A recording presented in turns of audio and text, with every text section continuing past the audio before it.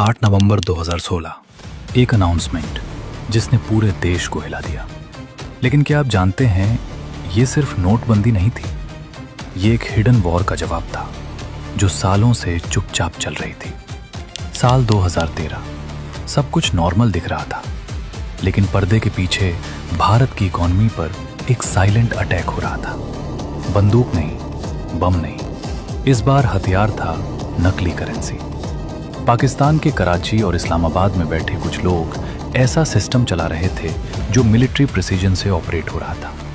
500 रुपए और 1000 रुपए के ऐसे नकली नोट जिन्हें पहचानना लगभग नामुमकिन था। नेपाल बॉर्डर के रास्ते ये नोट भारत में घुस रहे थे और अंदर एक ऐसा नेटवर्क था जो इन्हें पूरे देश में फैला रहा था, जिसके कनेक्शंस सिस्टम के हर लेवल तक पहुंचे हुए थे। फिर आया 2014 और उसके बाद एक नया प्लान बना। इस बार टारगेट था 60,000 करोड़ रुपए। एक ऐसा अटैक जो भारत की इकोनॉमी को अंदर से तोड़ सकता था। लेकिन उन्हें नहीं पता था कि भारत भी चुप नहीं बैठा था। एक भारतीय धुरंधर दुश्मन के बीच रहकर सब कुछ देख रहा था। चलिए जानते हैं धुरंधर की असली कहानी। साल 2013। बाहर से सब कुछ सामान्य दिख रहा था। बाजार चल रहे थे, लोग अपनी जिंदगी में व्यस्त थे, चुनावी माहौल बन रहा था। लेकिन इसी शांति के पीछे एक ऐसी जंग चल रही थी जिसे आम आदमी देख नहीं सकता था। ये जंग बंदूक या बम की नहीं थी, ये जंग थी अर्थव्यवस्था को अंदर से कमजोर करने की। और इस जंग का सबसे बड़ा हथियार था नकली भारतीय करेंसी। पाकिस्तान के कराची और इस्लामाबाद में बैठे कुछ नाम इस पूरे खेल को चला रहे थे। दाऊद इब्राहिम, मेजर इकबाल और खनानी ब्रदर्स। ये कोई छोटा मोटा गैंग नहीं था, बल्कि एक ऑर्गेनाइज सिस्टम था जिसमें प्लानिंग, एग्जीक्यूशन और डिस्ट्रीब्यूशन सब कुछ मिलिट्री प्रिसीजन के साथ हो रहा था। इस्लामाबाद के एक सुरक्षित लोकेशन पर हाई क्वालिटी प्रिंटिंग सेटअप तैयार किया गया था। वहां भारतीय 500 रुपए और 1000 रुपए के नोटों की ऐसी कॉपी बनाई जा रही थी जिसे पहचानना बेहद मुश्किल था। Paper texture, ink pattern, watermark, हर चीज पर महीनों रिसर्च किया गया था। धीरे धीरे ये नकली नोट नेपाल बॉर्डर के जरिए भारत में घुसने लगे। नेपाल रूट इसलिए चुना गया क्योंकि वहां बॉर्डर रिलेटिवली ओपन था, चेकिंग कम थी और मूवमेंट आसान था। लेकिन सिर्फ बॉर्डर से नोट भेज देना काफी नहीं था। असली चैलेंज था उसे पूरे देश में फैलाना। इसके लिए भारत के अंदर एक मजबूत नेटवर्क तैयार किया गया था। इस नेटवर्क का सबसे अहम चेहरा था अतीक अहमद। उत्तर प्रदेश का यह नाम सिर्फ क्राइम की दुनिया में ही नहीं, बल्कि लोकल सिस्टम में भी गहराई तक जुड़ा हुआ था। उसके आदमी हर लेवल पर मौजूद थे, transport, local distribution, political links, सब कुछ। अगर नकली पैसा उसके हाथ में आ जाए तो वो कुछ ही दिनों में पूरे देश में सर्कुलेट हो सकता था। 2013 के अंत तक करीब 11,000 करोड़ रुपए के नकली नोट भारत में घुस चुके थे। ये आंकड़ा सिर्फ एक नंबर नहीं था, ये इस बात का सबूत था कि सिस्टम के अंदर कहीं ना कहीं बड़ी कमजोरी थी। सबसे खतरनाक बात यह थी कि इतने बड़े अमाउंट के बावजूद कोई बड़ी सीजोर नहीं हुई थी। इसका मतलब साफ था, नेटवर्क साइलेंटली काम कर रहा था और सक्सेसफुल भी था।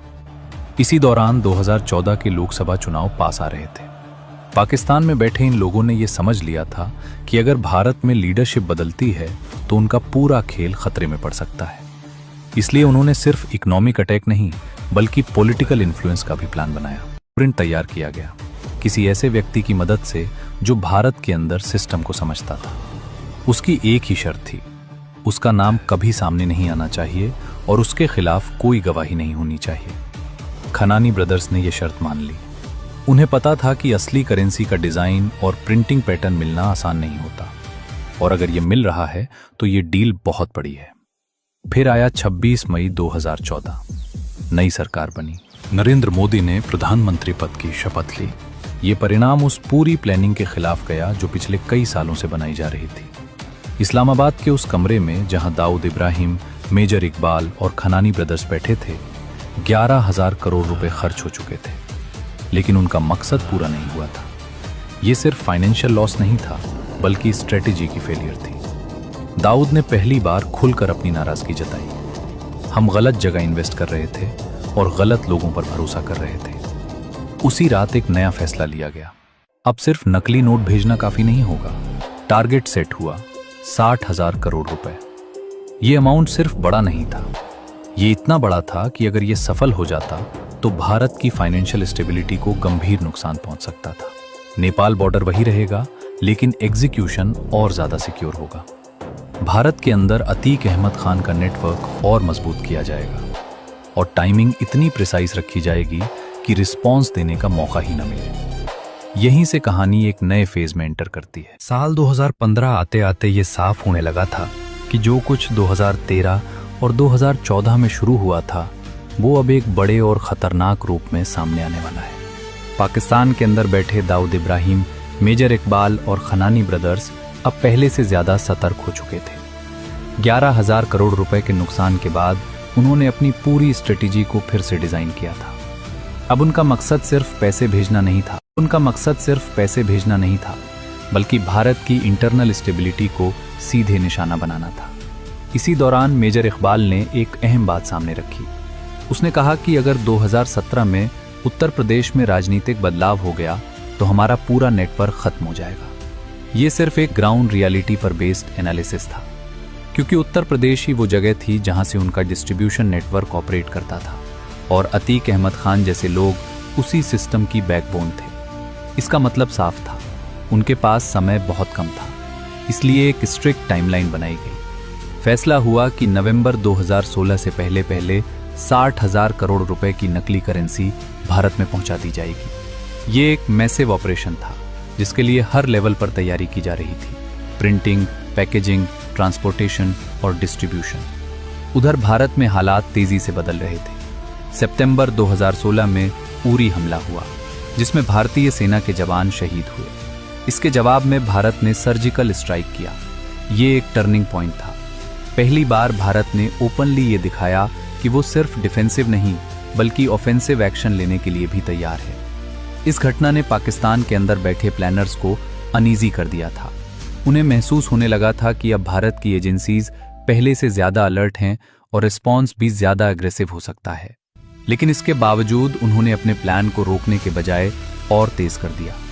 इसी दौरान कहानी में एक ऐसा किरदार सामने आता है जिसने इस पूरे खेल की दिशा बदल दी। मेजर शोभित शर्मा। मेजर शोभित शर्मा कोई आम इंटेलिजेंस ऑफिसर नहीं थे। वो कई सालों से पाकिस्तान में अंडरकवर रह रहे थे। उन्होंने अपनी पहचान पूरी तरह बदल ली थी, अपनी जिंदगी को उस तरह ढाल लिया था जैसे दुश्मन के बीच जीने के लिए जरूरी होता है। वो लियारी गैंग के अंदर तक घुस चुके थे और धीरे धीरे खनानी ब्रदर्स और मेजर इकबाल का भरोसा जीत चुके।